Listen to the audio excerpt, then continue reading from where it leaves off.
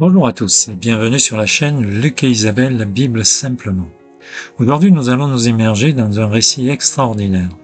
Parce que lorsque tout semble perdu, quand nos tombeaux personnels nous enferment, peur, deuil, désespoir, Jésus est là. Il pleure avec nous. Et il nous appelle à sortir. Prêt à découvrir ce que cela va changer pour toi, ici et maintenant? Imagine une maison à Béthanie, 2 sœurs en larmes, un frère aimé qui vient de mourir. Lazare est au tombeau depuis 4 jours. Tout semble fini, irréversible. Pourtant, elles envoient un messager à Jésus, un message si simple, si confiant. « Seigneur, celui que tu aimes est malade. » Jésus arrive, il voit la douleur de Marie et Marthe, des amis qui pleurent. Et là, le verset le plus court de la Bible éclate comme un cri du cœur. Jésus pleura. Dieu pleure. Le Verbe s'est fait chair. Pleure avec nous, pour nous. Puis une voix forte, il crie, Lazare, viens dehors. Et le mort sort vivant. Bandelette encore aux pieds, mais vivant. Dans ce chapitre bouleversant, Jésus ne dit pas seulement « je veux ressusciter », il déclare « moi, je suis la résurrection et la vie ». À présent, commençons par l'Évangile selon saint Jean, chapitre 11, versets 1 à 45. Je voudrais qu'on s'arrête aujourd'hui ensemble sur ce passage extraordinaire de l'Évangile selon saint Jean, au chapitre 11. C'est le récit de la résurrection de Lazare. Et à travers ce récit, on va découvrir quelque chose de bouleversant sur Dieu, sur nous, et sur ce que signifie croire quand tout semble perdu. Voyons l'histoire. Lazare est un ami proche de Jésus. Il vit à Béthanie avec ses 2 sœurs, Marthe et Marie. Il est bon de préciser, le verset 2, Marie était la même qui a parfumé le Seigneur avec de la myrrhe et lui a essuyé les pieds avec ses cheveux. Un jour, Lazare tomba gravement malade. Au verset 3, on nous dit « Ses sœurs envoient un message à Jésus, un message simple, presque pudique. « Seigneur, celui que tu aimes est malade. » Pas de demande explicite, juste cette confiance, tu l'aimes, tu sauras quoi faire. Et là, quelque chose de déroutant se produit. Nous le voyons au verset 6, Jésus ne vient pas tout de suite, il attend 2 jours, puis il dit à ses disciples, allons-y. Quand il arrive à Béthanie, Lazare est mort depuis 4 jours. 4 jours. En terre Israël, au bout de 4 jours, c'est fini, la décomposition a commencé. Humainement, il n'y a absolument plus rien à espérer. Verset 20, Marthe vient à sa rencontre. Elle lui dit, avec une franchise admirable, « Seigneur, si tu avais été là, mon frère ne serait pas mort. » Écoutons bien cette phrase. Cela ressemble à un reproche, mais aussi à un acte de foi. Elle croit encore, même dans la douleur. Verset 25, et Jésus lui répond par une parole qui va traverser les siècles. « Moi, je suis la résurrection et la vie. Celui qui croit en moi, même s'il meurt, vivra. » Il ne dit pas « je connais la résurrection ». Il ne dit pas « je veux aider ». Il dit « je suis la résurrection ». C'est le nom même de Dieu qui parle ici. Celui qui a dit à Moïse au buisson ardent « je suis celui qui suis ». Verset 28. Puis Marie arrive à son tour en pleurs et les gens du village pleurent avec elle. Et c'est là que le texte nous offre un verset minuscule, verset 35, le plus court de toute la Bible. 2 mots en français, 2 mots qui changent tout. Jésus pleura. Pourquoi ce verset est-il si important? Arrêtons-nous et comprenons bien ce qui se passe. Celui qui pleure, c'est le Verbe de Dieu. Celui par qui tout a été créé. Celui qui vient de dire « Je suis la résurrection et la vie ». Celui qui sait qu'il va, dans quelques instants, appeler Lazare hors du tombeau. Il sait et pourtant il pleure. Pourquoi? Parce qu'il est vraiment homme, pas à moitié, pas en apparence. Il est Dieu fait chair, avec un cœur humain qui bat, qui ressent, qui souffre. L'Église l'a toujours enseigné. Le Christ a travaillé avec des mains d'homme, pensé avec une intelligence d'homme, aimé avec un cœur d'homme. Et ces larmes, que portent-elles? D'abord la compassion. Jésus voit la douleur de Marie, de Marthe, de leurs proches. Il ne leur fait pas un discours. Il ne leur dit pas « ne pleurez pas, tout va s'arranger ». Non, il pleure avec elles. Le texte grec dit même qu'il frémit intérieurement, qu'il est bouleversé. Ce n'est pas de la politesse, c'est terriblement profond devant la vérité de la mort, devant ce que le péché a introduit dans le monde. Car la mort dans la Bible n'est pas naturelle, au sens de anodine. Elle est la conséquence du péché originel. Et Jésus, devant le tombeau de son ami, fait face à cet ennemi, pas en théorie, en vérité, dans sa chair. Petit témoignage. Alors bien sûr, comparaison n'est pas raison. Un jour, j'étais en retraite à Antalkat, c'est un monastère dans le sud de la France. Une dame antillaise vint me voir, envoyée par le moine hôtelier. Elle se mit à me raconter sa souffrance. Elle avait perdu en quelques semaines des très proches, dont un enfant en bas âge. À mesure qu'elle me racontait ces faits atroces, une grande émotion m'envahissait, à tel point que des larmes ont perlé de mes yeux. Je revois encore la réaction de cette femme forte et profondément blessée. Elle se mit à me consoler, et elle alla dire à tous les moines de l'abbaye, « Un homme a pleuré pour moi. » Je ferme la parenthèse. Verset 43. Puis il crie d'une voix forte. Lazare, viens dehors. Et le mort sort, encore lié par les bandelettes. Et Jésus dit, déliez-le et laissez-le aller. C'est très intéressant. Déliez-le. Jésus nous invite à nous entraider les uns les autres. La correction fraternelle, la compassion. Et laissez-le aller. Attention de ne pas laisser penser que nous avons un pouvoir. Les dons, les charismes viennent de Dieu pour servir et non pour être servis. À présent, écoutez la puissance de cette scène. La même voix qui pleurait il y a un instant commande à la mort. C'est toute la foi chrétienne qui est là, dans ce contraste saisissant. Un Dieu assez humble pour pleurer, assez puissant pour ressusciter. Voyons à présent de Béthanie à Gethsémani, quels sont les liens? Mais l'évangile ne s'arrête pas là. Quelques jours plus tard, une autre scène va faire écho à celle-ci. Allant encore plus loin. Au jardin des Oliviers, la nuit qui précède sa passion, Jésus entre dans une agonie terrible. Il dit à ses disciples, « Mon âme est triste à mourir. » Luc nous raconte que sa sueur devint comme des gouttes de sang. Et il prie, « Père, s'il est possible que cette coupe passe loin de moi, mais que ta volonté soit faite et non la mienne. » Fin de citation.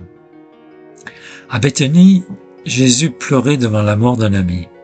À Gethsémani, il affronte sa propre mort. Et pas seulement sa mort physique. Dans la tradition de l'Église, la coupe qu'il accepte de boire, c'est le poids du péché du monde entier. C'est le mal de l'humanité dans toute sa profondeur. Et c'est ici qu'il faut aller encore plus loin. Le Christ, dans sa conscience de Rédempteur, ne porte pas seulement le péché d'Adam, il porte le mystère entier du mal. Les guerres, les massacres, les trahisons, les profanations, les violences faites à des innocents. Tout ce que l'humanité a fait et fera de pire avec sa liberté. Le Christ voit, le connaît et il l'assume. Non pas comme un spectateur impuissant, mais comme celui qui a choisi de prendre tout cela sur lui pour le transformer. Il est intéressant de constater qu'il ne désespère pas, il ne maudit pas, il dit que ta volonté soit faite. C'est ça le mystère de Gethsémani. Ce n'est pas la peur d'un homme qui va mourir, c'est l'amour d'un Dieu qui choisit d'entrer dans la nuit la plus profonde pour qu'aucun de nous n'y soit jamais seul. Quel est le message pour nous aujourd'hui? Qu'est-ce que tout cela veut dire pour nous ici et maintenant? Premièrement, ceci, Dieu n'est pas indifférent. Il ne nous regarde pas de loin, assis dans une éternité tranquille. En Jésus, il a pleuré nos larmes, il a porté nos nuits, il a traversé nos morts. Quand tu souffres, quand tu es en deuil, quand le monde te semble absurde et violent, sache que le Christ n'est pas étranger à cette douleur. Il l'a connue de l'intérieur, à un niveau qui nous dépasse. Petit témoignage encore une fois. J'ai déjà témoigné de mes doutes dans le podcast RCF, à retrouver sur la chaîne. Lorsque j'étais dans l'incompréhension totale des combats que je vivais, quelques mois après ma conversion, j'ai crié contre Jésus. Mais pourquoi tu t'acharnes ainsi contre moi? Sa réponse fut immédiate. Et il m'a dit ceci: si tu savais combien de fois j'ai pleuré pour toi. Ces quelques mots ont changé en profondeur ma compréhension de la foi. Après cela, j'ai pu traverser toutes les épreuves dans une grande paix et durant 3 ans. La foi n'est pas la suppression de l'épreuve. Marthe et Marie ont cru et pourtant Lazare est mort. Jésus lui-même a prié pour que la coupe s'éloigne et elle ne s'est pas éloignée. Croire, ce n'est pas être épargné, c'est traverser les épreuves avec quelqu'un. C'est faire confiance au-delà de ce que l'on voit. L'autre message, la mort n'a pas le dernier mot. Lazare est sorti du tombeau et le Christ lui-même est ressuscité. Non pas comme Lazare, pour mourir à nouveau, mais dans une vie glorieuse, définitive. C'est la promesse centrale de notre foi, l'espérance chrétienne. Ce qui semble fini, mort, enfermé, Dieu peut le ramener à la vie. Et enfin, il y a cette parole de Jésus après le miracle. Déliez-le et laissez-le aller. Le Christ ressuscite et l'Église délie. C'est aussi un appel pour nous. Il y a peut-être dans notre vie des bandelettes, des liens, des habitudes de mort, des rancœurs, des peurs, des enfermements. Le Christ dit aujourd'hui, viens dehors.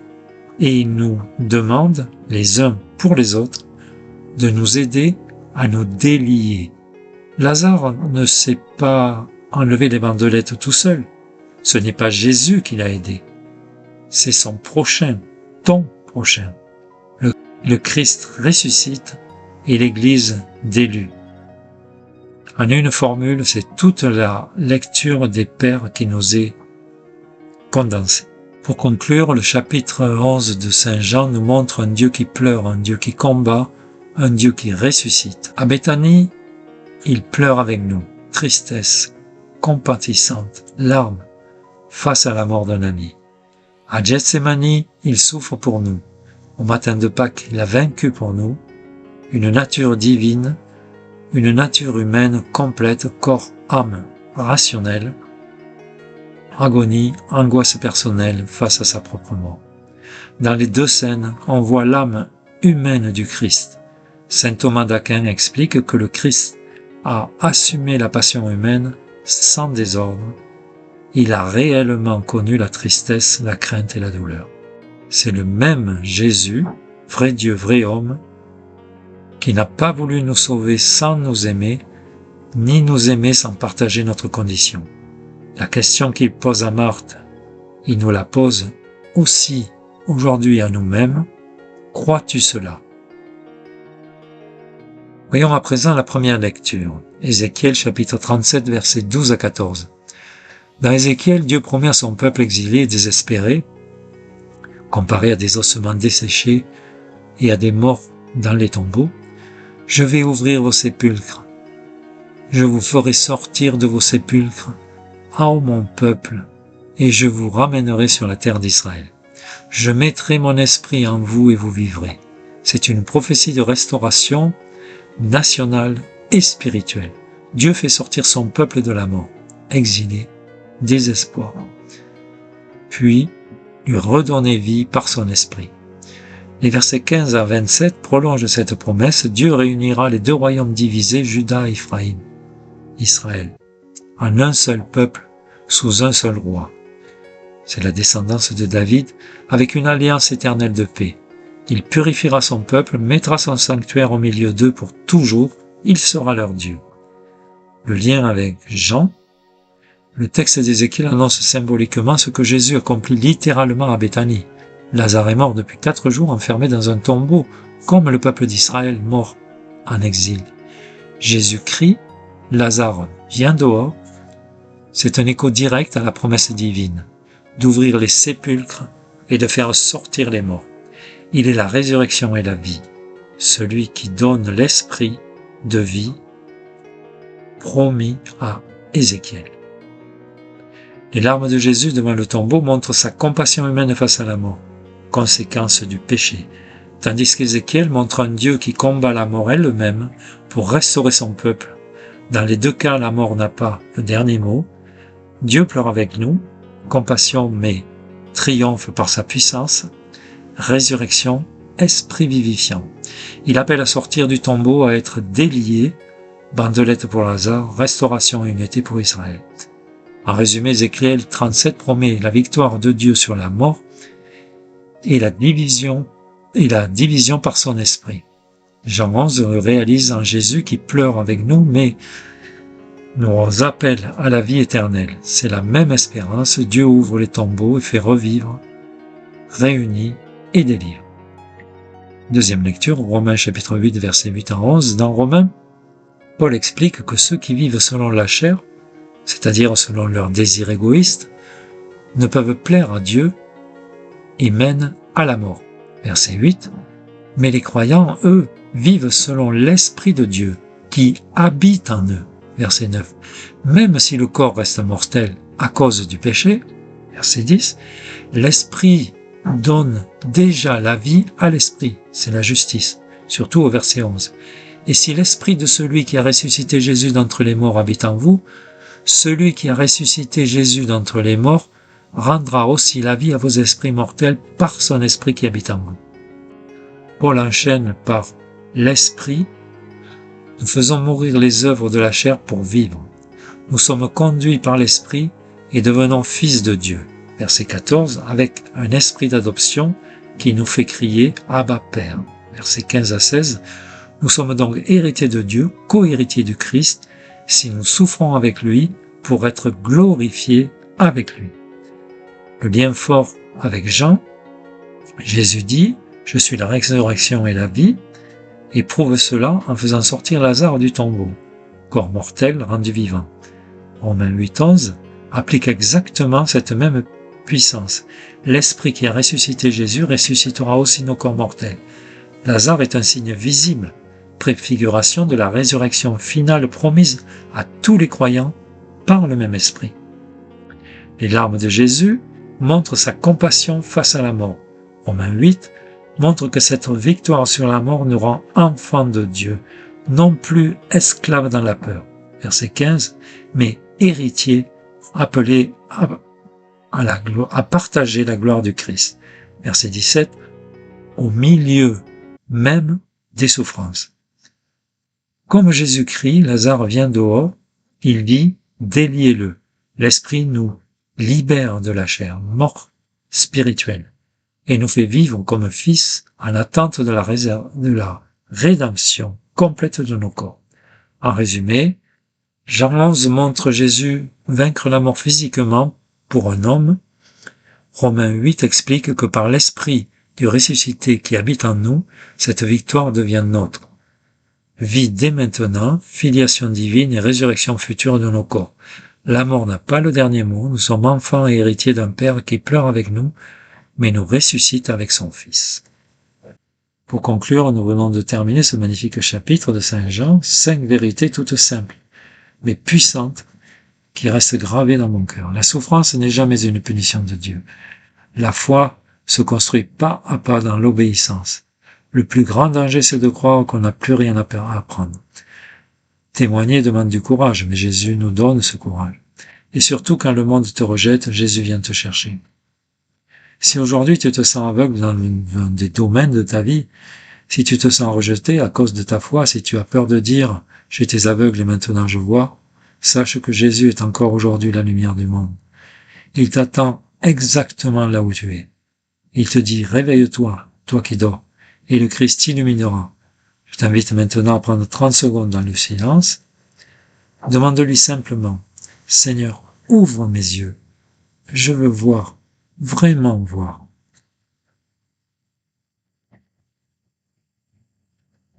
Merci d'avoir écouté jusqu'au bout. Si ce message t'a touché, fais-le savoir en laissant par exemple un commentaire « J'accepte de voir ». N'oublie pas de t'abonner et d'activer la cloche pour ne rien manquer des prochaines méditations.